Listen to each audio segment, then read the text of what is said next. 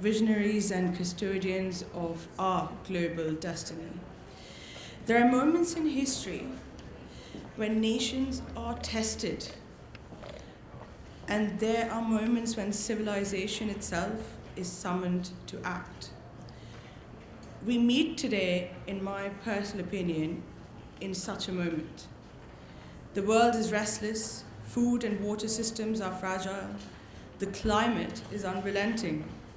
Supply chains buckle under strain and transitions. Technology accelerates beyond the reach of regulation, and the very structures of cooperation are being redefined as we stand here and gather here today.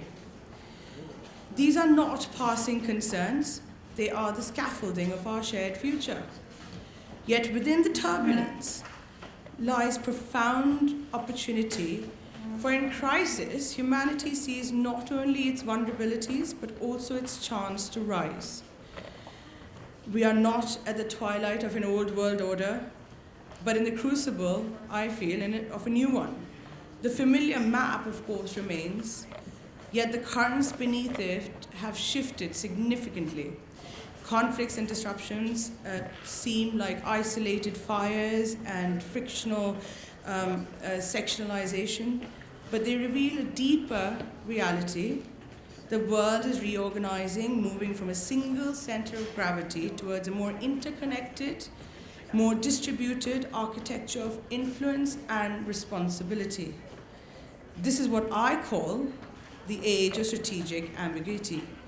Not in the sense of mistrust, but in the sense of true transition. An era where clarity is still being forged, where the frameworks of tomorrow are only beginning to take shape. The economics, of course, beneath the surface of all this, is the heart of today's transformation, and therein lies within our economic architectural reform. What matters most are not markets or currencies, but the ways in which nations design resilience through energy transitions, digital payment systems, or digital infrastructure, and inclusive growth. Now that's a very critical and crucial point, inclusive growth. Major economies have introduced ambitious policies to strengthen industrial capacity and secure technologies critical for the future. These are not only national projects, they are global signals. They remind us that semiconductors, renewable energy, and digital infrastructure are as foundational to peace and prosperity today as food and water security were in the last century and will probably continue to be in centuries to come. At the same time, regional initiatives, from financial integration in Asia to cross-border payment corridors between Africa and the Middle East, are shaping complementary pathways for development, which is a very good thing. It's a good transition. These efforts do not replace, and I emphasize, they do not replace global institutions. They expand, in fact, the toolkit with which nation states can work today. For multilateral cooperation, creating multiple entry points into shared, inclusive prosperity. I use that word again because I think it's important for us to note that the changing architecture of the world, the structural adjustments that are taking place must always, at its core, have inclusive prosperity, development, and growth. Now, when we speak of shifting polarity from hierarchies to networks, we often speak of a transition from unipolarity to multipolarity, but what we see today is way more complex.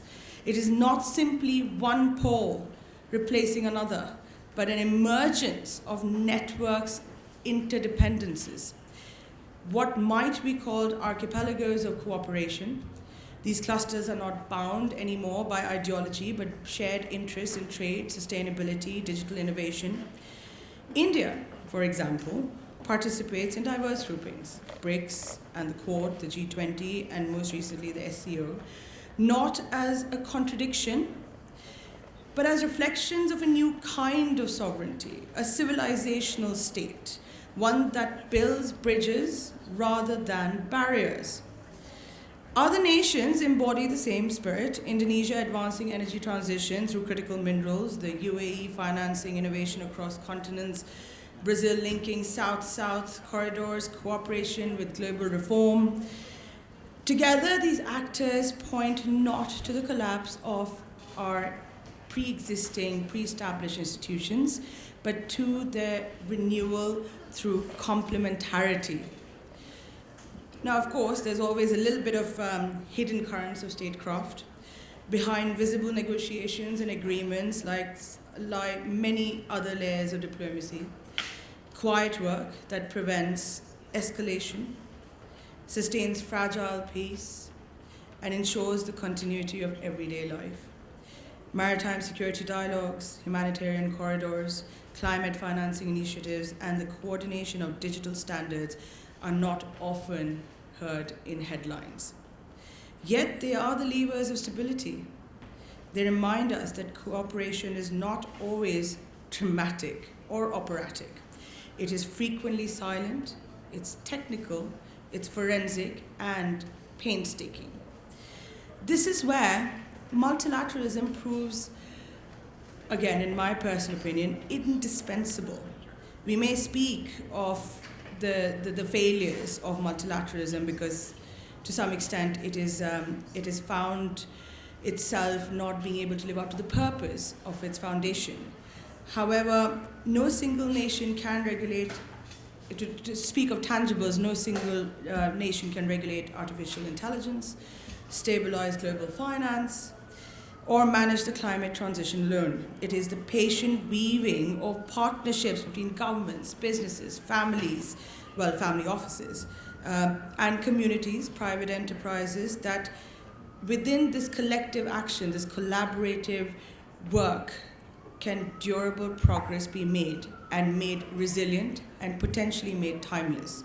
Well, that's the hope, anyway. The horizon before us. 3 great transformations will shape the horizon ahead. First, technological inclusion. The race is not only to invent, but to ensure access, digital public infrastructure, equitable AI governance, and secure connectivity must be treated as global public goods. Second, climate action.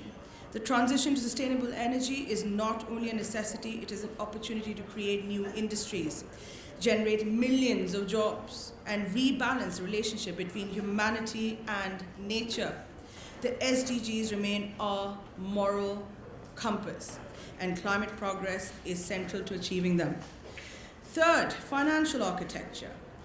While the dollar remains preeminent, new corridors, innovations are multiplying, from cross-border digital payments to regional settlement mechanisms, to state, of course, the Indian SRVOs, which have recently come into existence. These are not threats, but the chances to widen participation in global finance, reduce exclusion, and foster resilience in developing economies. Now, of course, I'm Indian, so I'm going to talk a little bit about my country, a bit biased. India's role is now of a bridge builder. History is not only being written in Washington or Beijing, not only in Moscow or Brussels, it is also being written in New Delhi, in Jakarta, in Nairobi, in Brazil.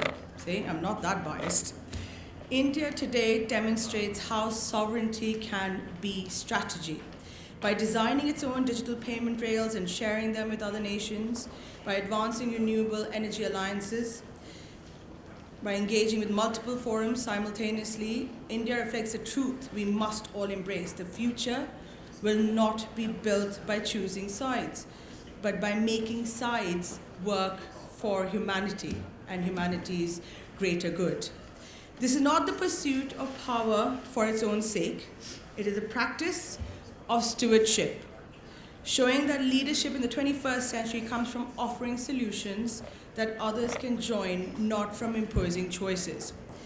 And now, before I conclude, may I please extend a call to stewardship. My dear audience, the real contest of our time is not about who commands the largest economy or the strongest military. It is about who can imagine and engineer frameworks that safeguard our humanity. This is not a call to compete. It is a call to collaborate, not a call to dominate, but a call to design. And so I ask, Will we use this moment to build systems that protect the vulnerable, that widen opportunity, that align prosperity with sustainability? Will we prove that when resources align with responsibility, we do not merely build for ourselves? It is no longer self-serving. We are forging a legacy for generations to come. The world is watching. The future is impatient. History will remember. Let us choose, please, to be architects of resilience, custodians of our own dignity, and builders of hope for our world and for all of humanity. Thank you very much.